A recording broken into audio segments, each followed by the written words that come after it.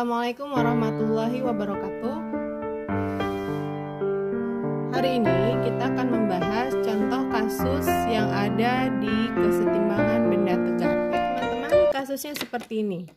Terdapat sebuah tangga, dia disandarkan pada sebuah dinding yang licin dan di bawahnya bertumpu pada lantai yang kasar. Panjang AB ya diketahui bahwa di sini tangganya kita kasih nama tangga AB dengan panjang 12 meter dan berat tangganya adalah 200 Newton.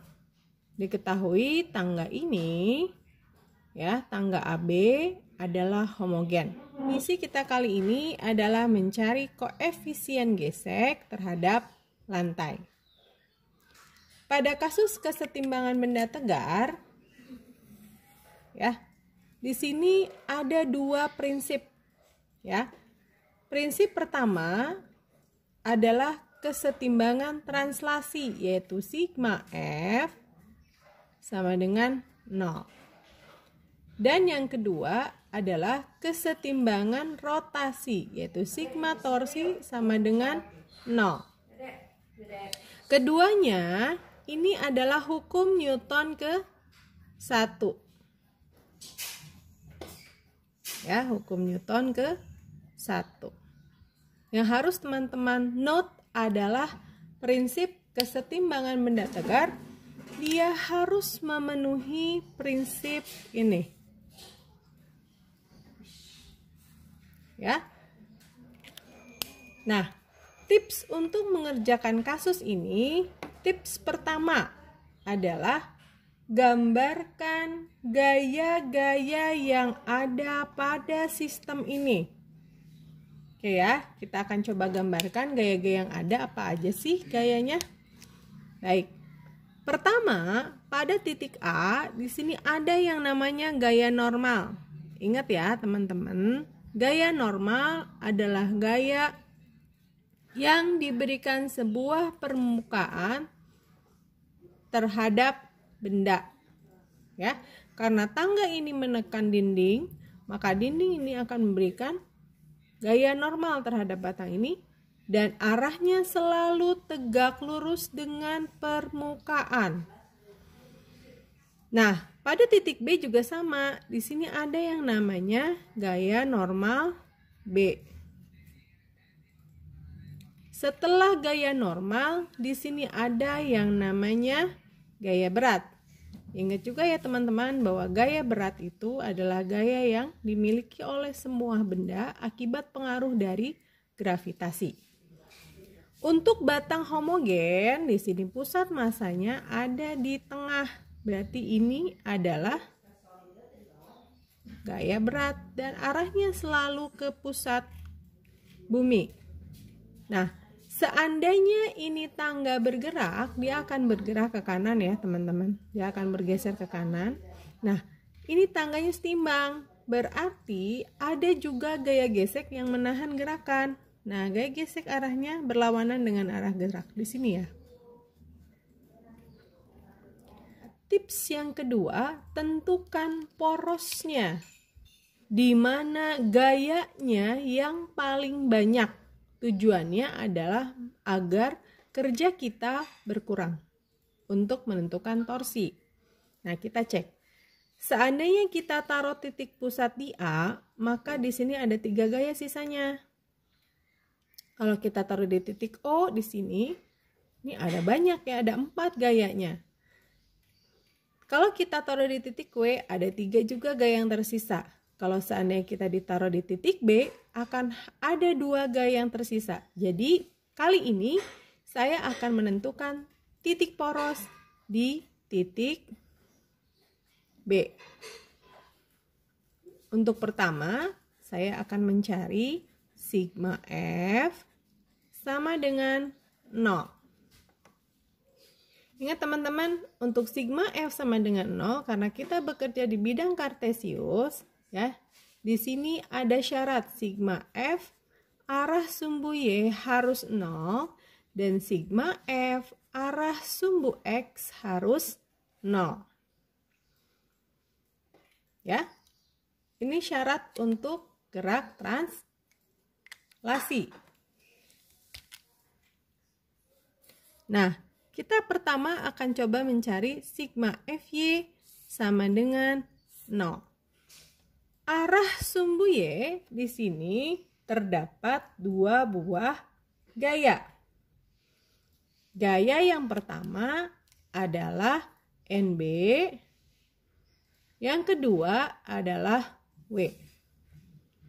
Ingat, arah ke atas itu positif dan arah ke bawah negatif.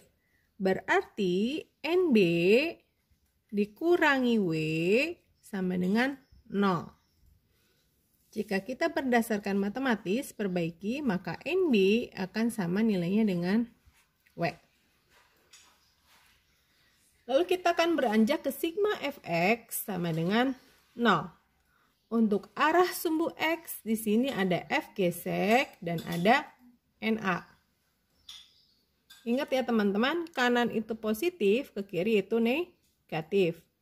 Jadi sigma Fx NA min F gesek sama dengan 0. Berarti di sini NA akan sama nilainya dengan F gesek. Kalau kita jabarkan, berarti NA sama dengan, ingat F gesek rumusnya mu dikalikan gaya normal.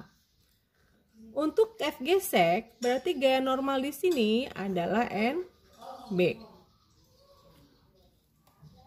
Nah, persamaan yang berikutnya kita akan lihat, kita akan masukkan persamaan yang kita dapat di sigma Fy sama dengan 0 ke persamaan ini. NB di sini kita ganti dengan nilai W. Jadi NA sama dengan mu dikalikan dengan W. Nah, persamaan ini belum beres teman-teman. Kenapa? Karena di sini ada syarat berikutnya, yaitu syarat rotasi. Itu sigma torsi sama dengan 0. Nah, sigma torsi di sini porosnya sama, yaitu pada titik B. Ya, sigma torsinya kita lihat di sini teman-teman. Di titik B di sini yang mempengaruhi hanya dua gaya, NA dan W. Sedangkan NB dan F gesek dia berada di titik poros. Ingat, untuk titik poros, untuk semua gaya yang berada di titik poros itu nilainya 0. Karena ingat bahwa torsi itu adalah F dikalikan dengan R. Ingat ini ya teman-teman. Dan syaratnya mereka harus selalu tegak lurus.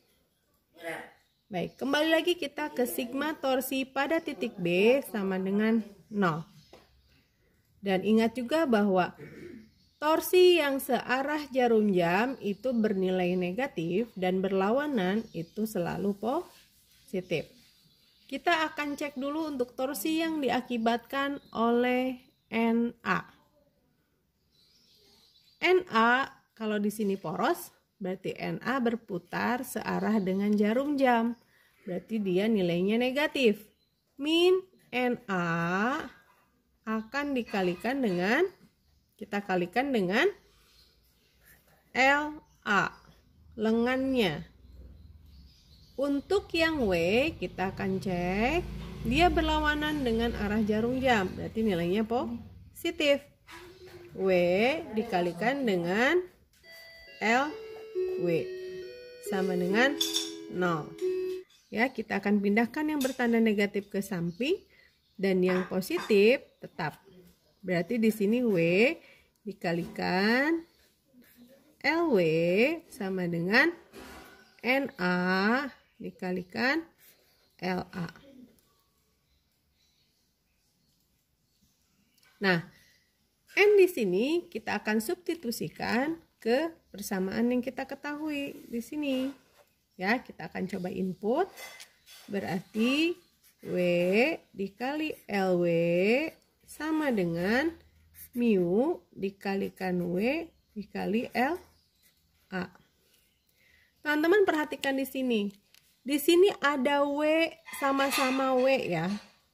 Kita akan coret, kita akan bagi setiap ruas dengan W, maka akan menyisakan persamaan mu sama dengan LW dibagi dengan LA.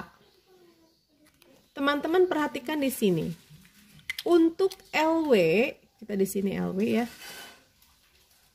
Kalau kita perpanjang dari sana ke sini, ini adalah garis kerja W, maka LW-nya adalah dari sini ke sini. Ini adalah LW. Nah, untuk NA, kalau kita perpanjang terus ke sana, itu adalah garis kerja NA, maka panjang LA-nya adalah dari sini ke sini. Ini adalah LA. Sini diketahui bahwa tetanya adalah 60 derajat. Kita tulis teta di sini ya. Nah, berarti nilai inilah yang akan kita cari, ya. Sekarang kita akan coba mencari nilai LW. Keseluruhan AB nilainya 12, maka setengahnya adalah 6. Berarti kalau untuk mencari jarak LW ya dari titik sini ke titik ini, maka nilai LW kita akan coba gunakan nilai kosinus. Ya. Kosinus theta sama dengan LW per miring. Ya, per miring. Miringnya itu adalah nilainya adalah 6. Berarti nilai LW adalah 6 kosinus theta. Nah, untuk nilai LA kita akan cari juga, kita akan perpanjang. Berarti jika di sini theta, maka ini juga theta. Ya, berarti jaraknya adalah ini. Untuk LA kita menggunakan sinus theta ya, sama dengan LA dibagi dengan 12. Berarti LA-nya sama dengan 12 sin theta. Setelah kita mengetahui keseluruhannya, kita akan coba input ke persamaan ini ya. Mu sama dengan 6 kosinus theta dibagi dengan 12 sin theta. Kalau kita bagi, ini sisanya adalah 2. Berarti mu sama dengan kosinus theta dibagi dengan 2 sin theta. Ini bisa kita sederhanakan lagi ya teman-teman. Berarti mu sama dengan, ingat tangan adalah sin dibagi dengan cos. Berarti ini kita bisa juga simpan 1 dibagi dengan 2 tangan theta. Ini bisa digunakan untuk kasus yang sederhana ini seperti ini. Kita akan menggunakan rumus 1/2 tangan theta. Kita cek ya hasilnya berapa. Maka mu sama dengan 1 dibagi 2 tangan 60 derajat ya. 1/2 tangan 60 derajat adalah akar 3. Kalau kita rasionalkan berarti menjadi 1/6 akar 3. Jadi untuk kasus ini isinya adalah 1/6 akar 3.